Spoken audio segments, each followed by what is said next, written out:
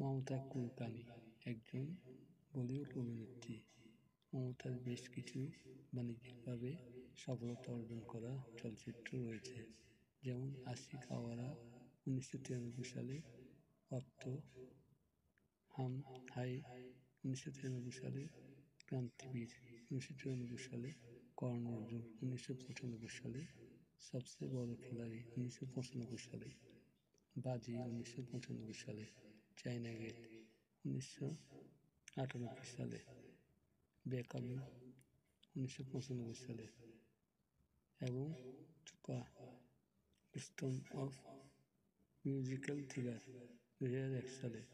1993 সালে আশিক আওয়ারা চলচ্চিত্রে অসাধারণ অভিনয়ের সুবাদে তিনি শ্রেষ্ঠ নবাগত অভিনেত্রী বিভাগে ফিল্মফেয়ার পুরস্কার লাভ করেন। উক্ত সুপারহিট চলচ্চিত্রে তিনি সাইফ আলী খানের সাথে জুটিবদ্ধ হয়েছিলেন। রাকেশ রোশন পরিচালিত তার অন্য আরেকটি ব্লকবাস্টার চলচ্চিত্র কর্ণ অর্জুন। 1995 সালে তিনি সালমান খানের বিপরীতে অভিনয় করেন।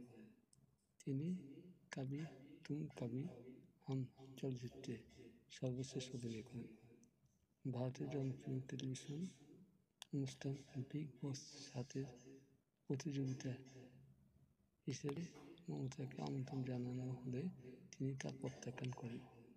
মমতা কুলকার্নি একটি মারাঠি পরিবারে জন্মগ্রহণ করেন। তার দুই বোন মিথিলা ও মণিমা। 1993 সালে স্টারডাস্ট ম্যাগাজিনের টপলেস প্রিন্টিংয়ে প্রকাশের পর তিনি বেশ বিতর্কিত হয়েছিলেন। 2013 সালে তিনি বিক্রম গোস্বামীকে বিয়ে করেন। তার উল্লেখযোগ্য চলচ্চিত্রগুলো হল বাজি, কিসমত, দিলবার, আশিক আওয়ারা, জানে জিগর, চায়না গেট, জীবন যুদ্ধ, নসিব, বেকাবু ও সবচেয়ে বড় খিলাড়ি ইত্যাদি।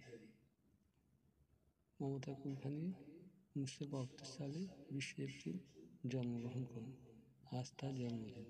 তাকে জানাই লাল গোলাপের শুভেচ্ছা ও ভালোবাসা।